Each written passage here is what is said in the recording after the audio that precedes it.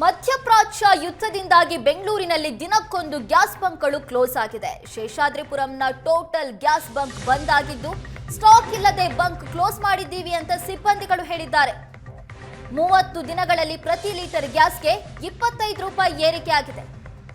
ಒಂದೆಡೆ ಬೆಲೆ ಏರಿಕೆ, ಮತ್ತೊಂದು ಕಡೆ ಗ್ಯಾಸ್ ಸಿಗದೆ ಪರದಾಟ. ಆಟೋ ಗ್ಯಾಸ್ ದರ ಹೆಚ್ಚಳಕ್ಕೆ ಆಟೋ ಚಾಲಕರು ಆಕ್ರೋಶ ಹೊರಹಾಕ್ತಿದ್ದಾರೆ. ಶೇಷಾದ್ರಿಪುರಂನ ಟೋಟಲ್ ಗ್ಯಾಸ್ ಬಂಕ್ ಬಂದ್ ಆಗಿದ್ದು, ಸ್ಟಾಕ್ ಇಲ್ಲದೆ ಬಂಕ್ ಅನ್ನ ಕ್ಲೋಸ್ ಮಾಡಿದ್ದೀವಿ ಅಂತ ಸಿಬ್ಬಂದಿ ಹೇಳ್ತಿದ್ದಾರೆ. ಮಧ್ಯಪ್ರಾಚ್ಯ ಯುದ್ಧ ಪ್ರಾರಂಭವಾಗಿ 30 ದಿನಗಳು ಕಳೆದಿದೆ. ಆ 30 ದಿನಗಳಲ್ಲಿ ಪ್ರತಿ ಲೀಟರ್ ಗ್ಯಾಸ್ಗೆ 25 ರೂಪಾಯಿ ಏರಿಕೆ ಆಗಿದೆ. ಒಂದ್ ಕಡೆ ಬೆಲೆ ಏರಿಕೆ ಆಗ್ತಾ ಇದೆ, ಮತ್ತೊಂದ್ ಕಡೆ ಗ್ಯಾಸ್ ಕೂಡ ಸಿಗ್ತಾ ಇಲ್ಲ.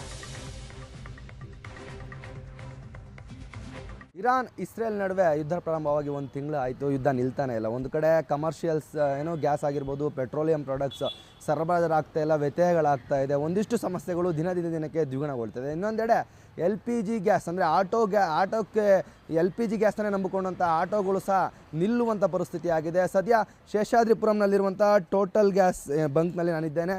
ಈಗಾಗಲೇ ನಿನ್ನೆಯಿಂದ ಗ್ಯಾಸ್ ಬಂಕನ್ನು ಕ್ಲೋಸ್ ಮಾಡಿರುವಂಥದ್ದು, ಜೊತೆಗೆ ಸ್ಟಾಕ್ ಬರ್ತಾ ಇಲ್ಲ ಅನ್ನೋಂಥ ಸಹ ಮಾಹಿತಿನ ತಿಳಿಸ್ತಾ ಇದ್ದಾರೆ. ಒಂದು ಕಡೆ ಆಟೋ ಚಾಲಕರು ಒಂದು ಕಡೆ ಆಕ್ರೋಶನ ವ್ಯಕ್ತಪಡಿಸ್ತಾ ಇದ್ದಾರೆ. ಅಂದರೆ 1 ತಿಂಗಳು ಮೊದಲು, ಯುದ್ಧ ಪ್ರಾರಂಭಕ್ಕಿಂತ ಮೊದಲು 59 ರೂಪಾಯಿ 60 ರೂಪಾಯಿ ಇದ್ದಂಥ 1 ಲೀಟರ್ಗೆ ಗ್ಯಾಸ್ ಇದೀಗ ದಿನಕ್ಕೆ ಹೆಚ್ಚಾಗ್ತಾ ಇರುವಂಥದ್ದು ನೀವು ನೋಡ್ತಾ ಇದ್ದೀರಾ.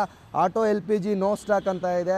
ಅದ್ರ ಜೊತೆಗೆ ಅದರಲ್ಲೂ ಸಹ LPG ಗ್ಯಾಸ್ 1 ಲೀಟರ್ಗೆ 85 ರೂಪಾಯಿ ಮಾಡಿರುವಂಥದ್ದು. ಈ ಮೊದಲು 1 ತಿಂಗಳ ಮೊದಲು 59 ರೂಪಾಯಿ 60 ರೂಪಾಯಿ ಇರುವಂತಹ 1 ಲೀಟರ್ಗೆ ಗ್ಯಾಸ್ ಇದ್ದಂಥದ್ದು ಈಗ 85 ರೂಪಾಯಿ ಆಗಿದೆ. ಅಂದರೆ ಯುದ್ಧ ಪ್ರಾರಂಭವಾಗಿ 1 ತಿಂಗಳಿಗೆ ಸರಾಸರಿ 25 ರೂಪಾಯಿ ಜಾಸ್ತಿ ಆಗಿರುವಂಥದ್ದು. ಸದ್ಯ ನನ್ನ ಜೊತೆ ಆಟೋ ಚಾಲಕರಿದ್ದಾರೆ, ಅವ್ರನ್ನ ಮಾತಾಡಿಸ್ತೇನೆ. ಏನು ಸಮಸ್ಯೆ ಆಗಿದೆ ಅವ್ರನ್ನ ಕೇಳ್ತಂತೆ. ಸರ್, ಏನು ಸಮಸ್ಯೆ ಆಗ್ತಾ ಇದೆ? ಗ್ಯಾಸ್ ಸಿಗ್ತಾ ಇದೆ ಹೇಗೆ ಅಂತ?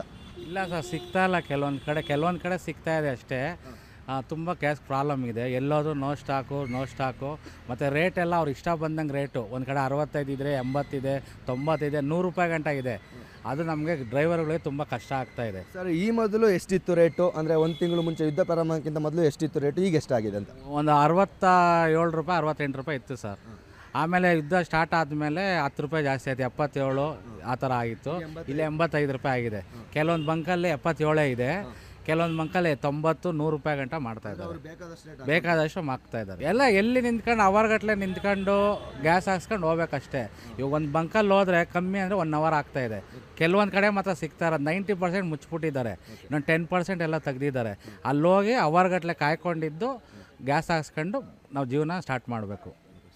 ಸದ್ಯ ಆಟೋ ಚಾಲಕರು ಹೇಳ್ತಿರುವಂಥದ್ದು, ಒಂದು ಕಡೆ ಗ್ಯಾಸ್ ರೇಟ್ 70 ರೂಪಾಯಿ ಇರುವಂಥದ್ದು, 90 ರೂಪಾಯಿ ಆಗಿರುವಂಥದ್ದು, 85 ರೂಪಾಯಿ. ಕೆಲವು ಬಂಕ್ಗಳಂತೂ ಅವರಿಗೆ ಮನಸ್ಸಿಗೆ ಬರೋ ಹಾಗೆ ರೇಟ್ಗಳನ್ನು ಜಾಸ್ತಿ ಮಾಡ್ತಾ ಇದ್ದಾರೆ. ಅದ್ರ ಜೊತೆಗೆ 90% ಗ್ಯಾಸ್ ಸಿಗ್ತಾ ಇಲ್ಲ.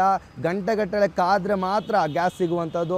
ಆಟೋವನ್ನೇ ನೆಚ್ಚಿಕೊಂಡು ಜೀವನವನ್ನು ಸಾಗಿಸ್ತಿದ್ದಂಥ ಆಟೋ ಚಾಲಕರ ಒಂದು ಜೀವನ ಒಂದು ಶೋಚನೀಯವಾಗಿರುವಂಥದ್ದು. ಅದ್ರ ಜೊತೆಗೆ ಆದಷ್ಟು ಬೇಗ ಗ್ಯಾಸ್ ಸಿಗುವಂಥದ್ದು ಆಗಬೇಕು ಅನ್ನುವಂಥದ್ದು ಅವರ ಬೇಡಿಕೆ ಆಗಿರುವಂಥದ್ದು. ಸದ್ಯ ಯುದ್ಧ ಇದೇ ರೀತಿ ಮುಂದುವರಿದರೆ ಖಂಡಿತವಾಗಿಯೂ ಸಮಸ್ಯೆಗಳು ದ್ವಿಗುಣಗೊಳ್ಳುವಂಥ ಸಾಧ್ಯತೆ ಹೆಚ್ಚಾಗ್ತಾ ಇದೆ. ಕ್ಯಾಮ್ರಾ ಪರ್ಸನ್ ಶಿವಕುಮಾರ್ ಜೊತೆ ಸುಮನ್, ಏಷ್ಯಾನೆಟ್ ಸುವರ್ಣ ನ್ಯೂಸ್, ಬೆಂಗಳೂರು.